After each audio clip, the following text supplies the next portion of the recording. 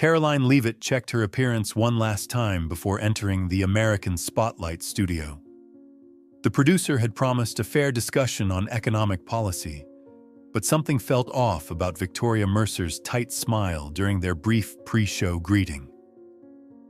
"And we're back with Karoline Leavitt," Victoria announced as the cameras rolled.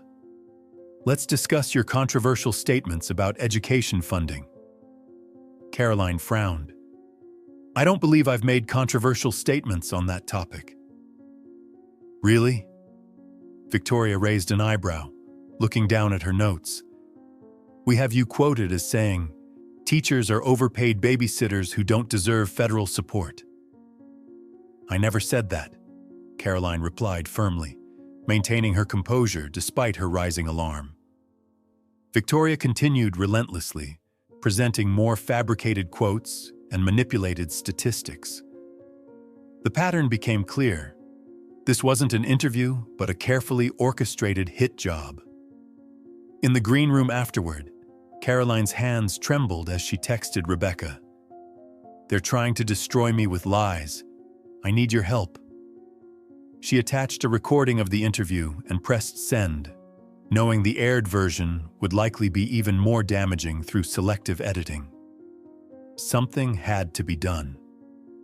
Rebecca Daniels reviewed the footage for the third time, her legal pad now filled with detailed notes. Each instance of Victoria Mercer's misconduct was meticulously time-stamped. Fabricated quotes, manipulated statistics, leading questions designed to trap rather than inform. "This isn't journalism, Karoline. It's character assassination," Rebecca said, sliding her glasses off and rubbing the bridge of her nose. They sat in Rebecca's office, the Boston skyline visible through rain-streaked windows. "What are my options?" Karoline asked. "We have grounds for defamation, but I need to be clear. This won't be easy. The network has deep pockets and will claim journalistic privilege. It'll be public, messy, and they'll dig into everything you've ever said or done." Karoline nodded slowly. "And if I do nothing?" "The narrative they created stands. People move on to the next controversy." That evening, Karoline discussed it with her family. Her father, who'd always advised caution with the media, surprised her by supporting legal action.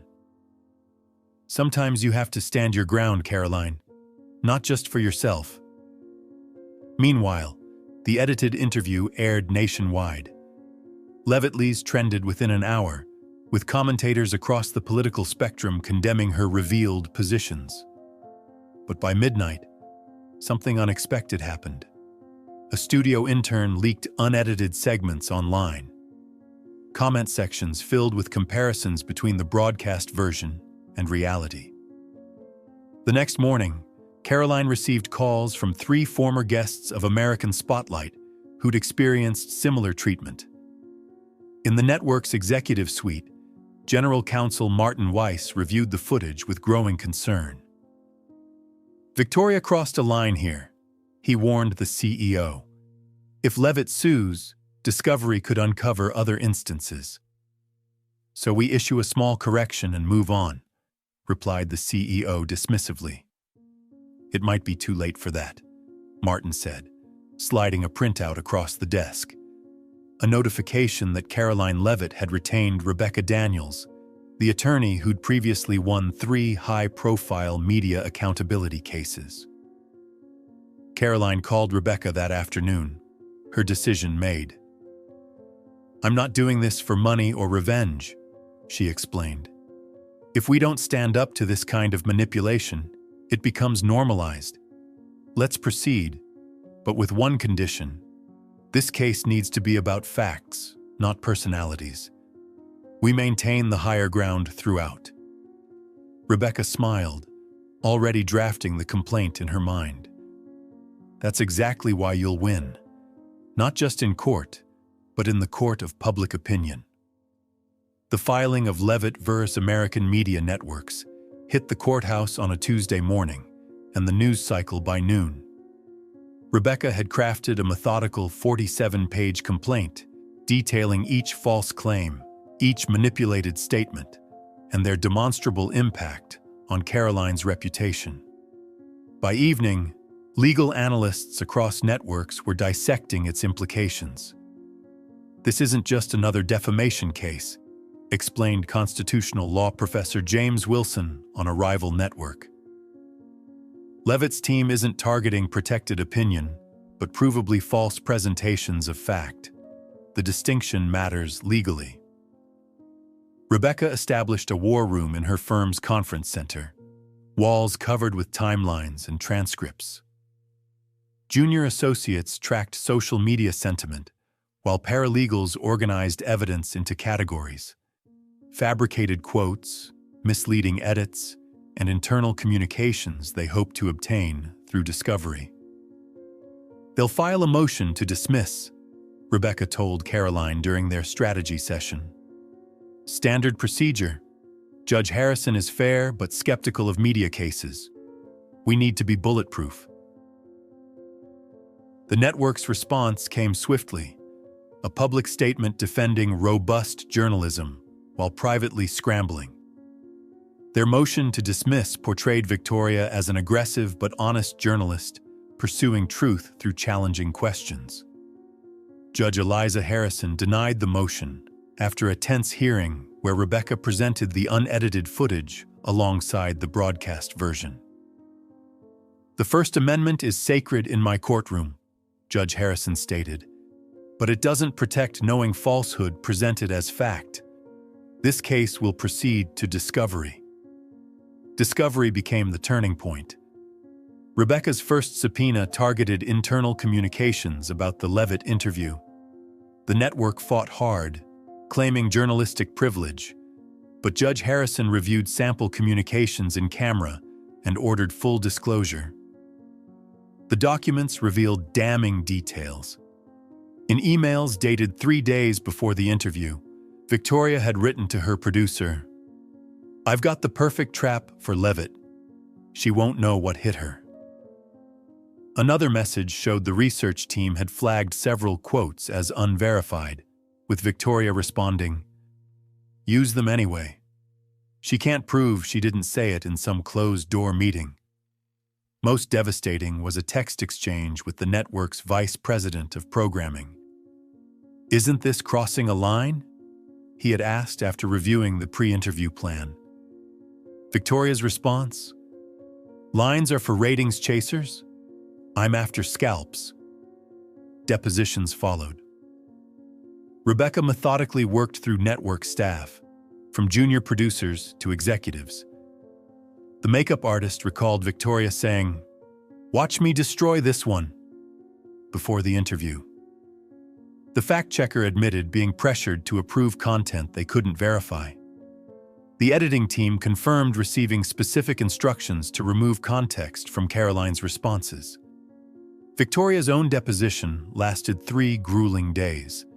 Initially combative, she claimed journalistic license and pushing for truth. But when confronted with her own contradictory statements and internal messages, her defenses crumbled.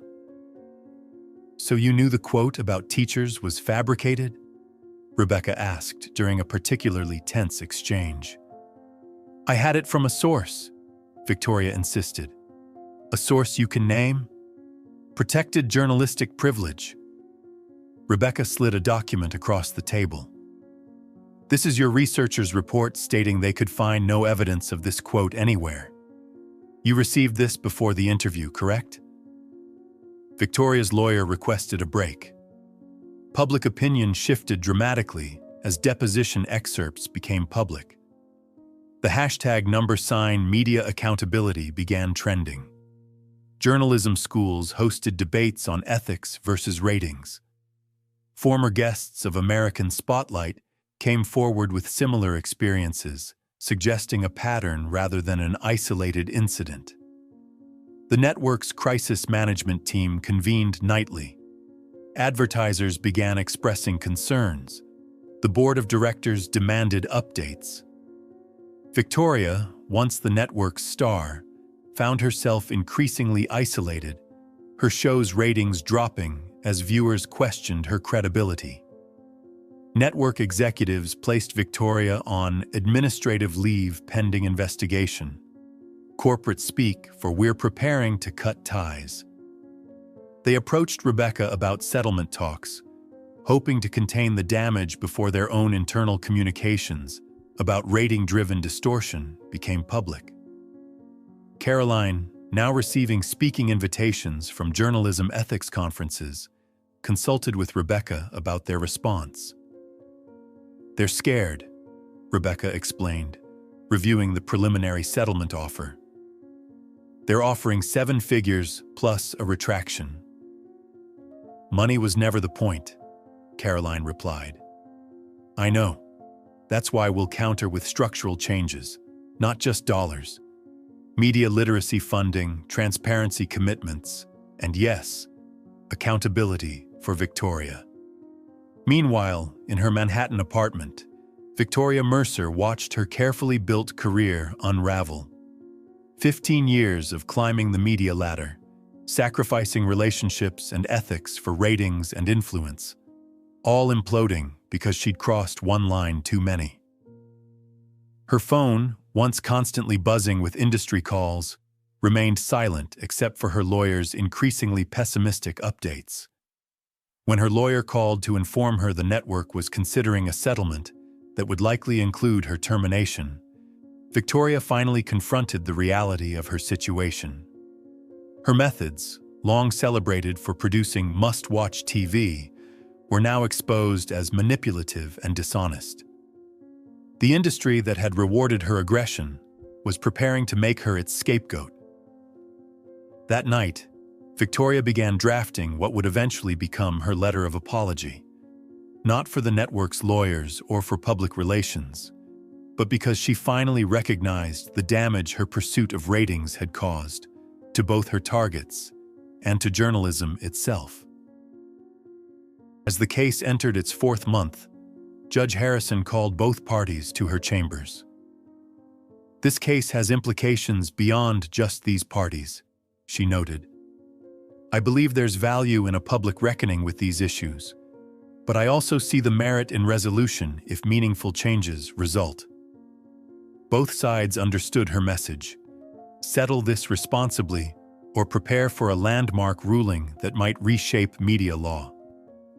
The next day, serious settlement discussions began in earnest. The conference room on the 38th floor of the American Media Network's headquarters carried an atmosphere of strained professionalism. On one side sat Rebecca Daniels with Karoline Leavitt and their legal team. On the other, the network's general counsel, 2 board members, and their outside litigation firm. Conspicuously absent was Victoria Mercer. "Our final offer," the network's lead attorney said, sliding a document across the polished table. $7 million in damages, a primetime apology statement, and a confidentiality agreement. Rebecca glanced at the paper without touching it. "We've been clear about our terms from the beginning. Financial compensation is secondary to structural reform." Karoline leaned forward. "I don't want your money as much as I want your commitment to change." After 8 hours of negotiation, they emerged with an agreement that surprised media observers with its scope. Rather than the expected confidential settlement, the terms were deliberately public. A network-wide apology broadcast during prime-time termination of Victoria Mercer's contract, creation of a $5 million fund for the American Media Integrity Initiative to promote journalism ethics and media literacy. Implementation of new fact-checking protocols with transparent disclosure of corrections. A moderate financial settlement for Karoline. The network's statement acknowledged systematic failures of journalistic standards rather than blaming everything on Victoria, a point Karoline had insisted upon.